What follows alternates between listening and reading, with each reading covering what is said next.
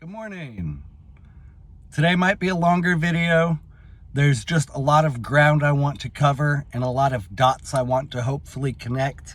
I don't have an outline. I think I should start doing outlines because these videos can go in weird places. But first, let me just share a little synchronicity.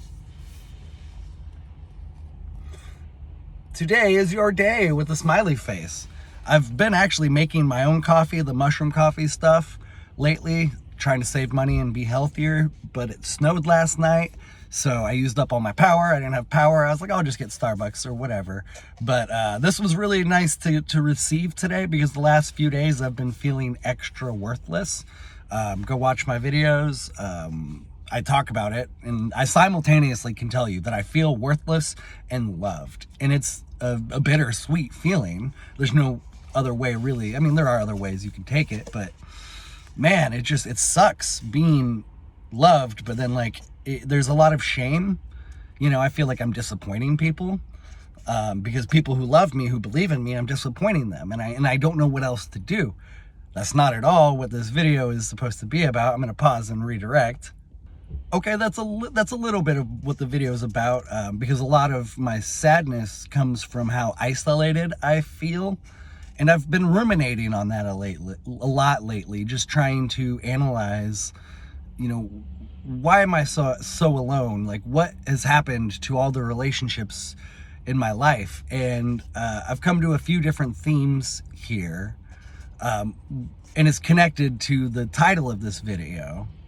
So let me just say the title. You know it. I'm sorry, did I get too political? I must have been 20 years too early.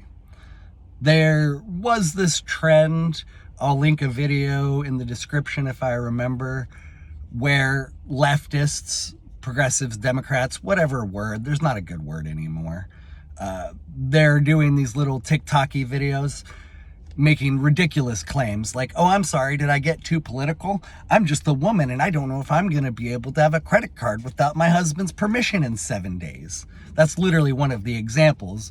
And it's this woman saying that when Donald Trump takes office, so these were filmed before he took office, that women are going to lose the right to have credit cards, which is just retarded.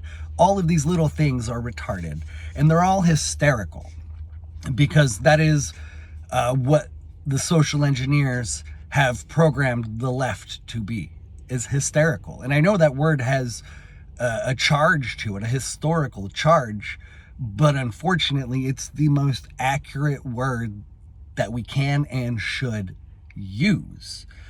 And that hysteria has played a significant role in why I've lost a lot of friends over the years. And it's a twofold sort of triggering because A, they possess such absurd logic. It's not logic, it's illogical. They possess illogical positions and then gish gallop, which is funny, that's a logical fallacy that's been lobbed at me, but they will gish gallop around the truth, around reality, reconstructing reality, which is what the postmodernist leftists do. They totally believe we can restructure every element of reality using language particularly. And while I agree that to an extent reality is shaped by language, there are also parts of reality that are objectively true. We don't need to get into the 2 + 2 doesn't always equal 4 thing, you know, like math and whatnot. But anyways, leftists cannot have logical, coherent conversations and debates. And I've been experiencing this for the last 20 years. And it's the other side of the triggering is that 20 years ago, I started raising awareness to how corrupt our government was. And my friends would be like, Andrew, you're being too political. Nobody cares. It's whatever. You know, and granted, I was a teenager and in my early 20s and mid 20s, but you should care as a teenager because you're going to be an adult very soon. So you should care about politics. And so it's doubly triggering in that they lack logic, which is offensive to any critically thinking person. But then also I was being ostracized for caring before it was cool. So they hold horrible views and ostracized an ally 20 years ago. And so that's, to me, why it's doubly triggering, and why I've lost a lot of friends, because, and I used that hysterical word, I would be having a conversation with someone and I would ask, I love the Socratic method. Oof, chef's kiss, the Socratic method. Socrates was the fucking man. The GOAT, in my opinion. Lao Tzu is up there and Jesus is up there. You know, they're like my favorite three, I think. Socrates, Jesus, and Lao Tzu. Lao Tzu. I've heard it pronounced many different ways, but I'm getting off subject. I would have a conversation with these people and I would ask a simple question. And they would get triggered and hysterical, and then, oh, you're a bigot, or, you know, you don't know what you're talking about. You're not an expert. So the appeal to authority, that's another logical fallacy they engage in a lot. I'm going to pause and come back. Okay. I didn't want to stray too far from taking personal accountability in the loss of friendships either. I was not a good conversationalist, I guess you could say. I'm trying to find the right word. Maybe cocky, and definitely that does not help. And so I need to take accountability for my own role in losing a lot of connections and relationships.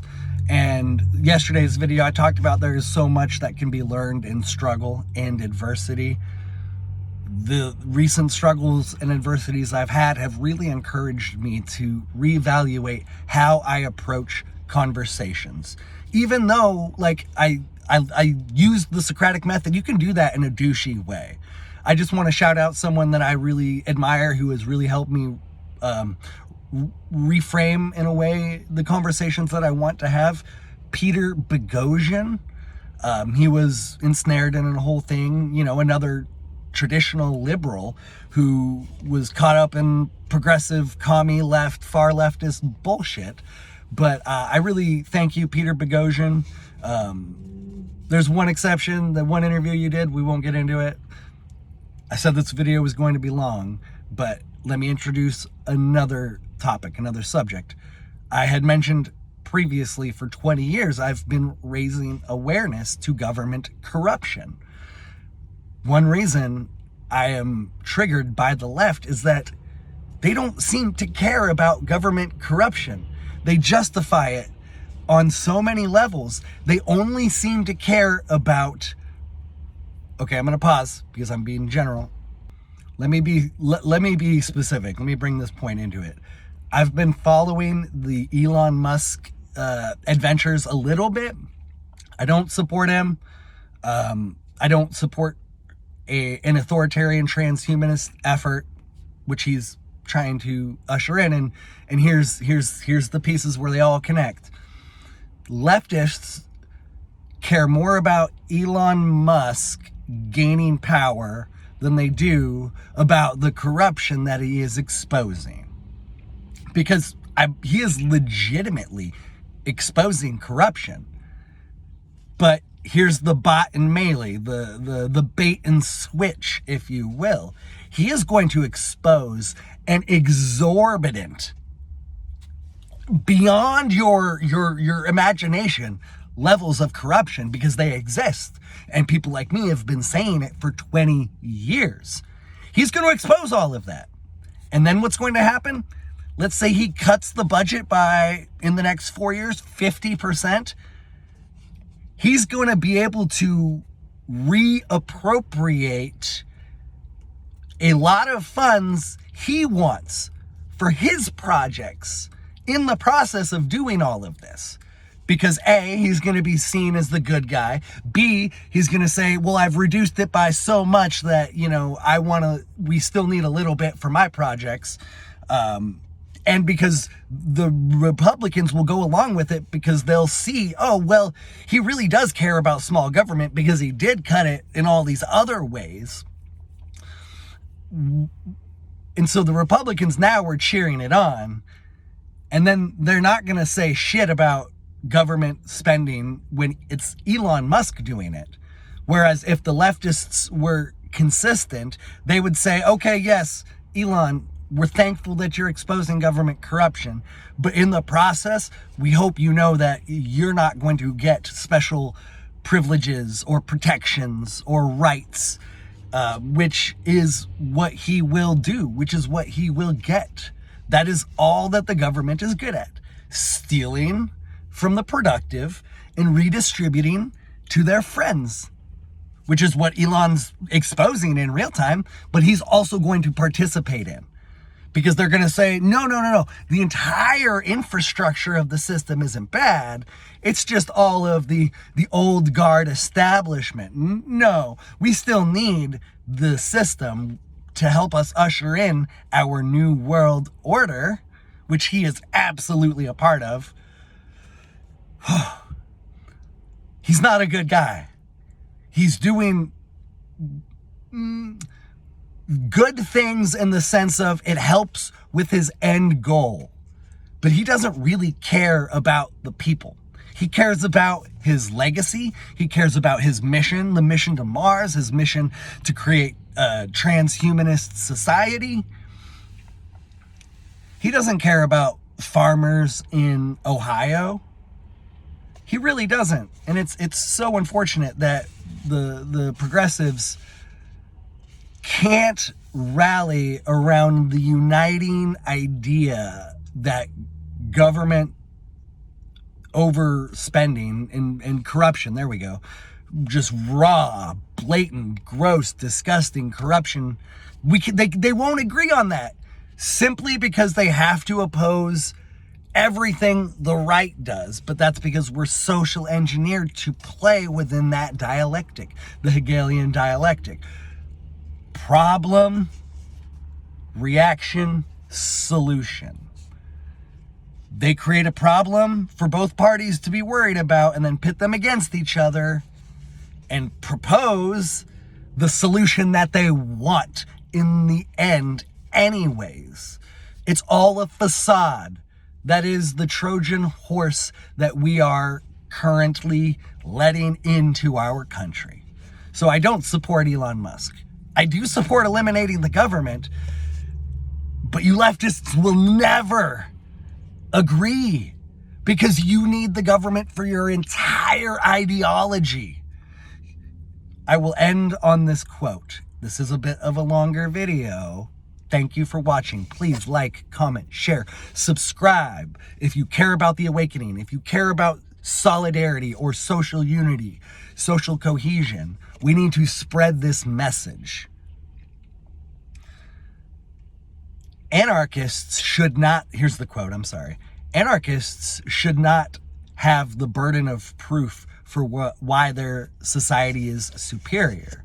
Statists should, because the chaos in an anarchist society is wholly conjecture, meaning it's just speculative, whereas the chaos within a statist society is factually provable. It's a paraphrase, and I don't remember who said it, but it stuck with me because everybody who says anarchism's a stateless society, voluntarism, that they said it would be chaos and whatnot, it's conjecture. They don't have any real life examples, and they don't also care about things like game theory, which sort of supports the voluntary stateless society. Anyways, go look at game theory. But we have a whole record, thousands of years of statist evil, atrocities, corruption, exploitation. So let's just agree the government is bad, please. That's all I ask. But you lefties can't, because you need it, because you're secretly authoritarians. It's not even that you're authoritarians. It's just that you're fucking lazy. Nobody's gonna watch this. So anyways, much love.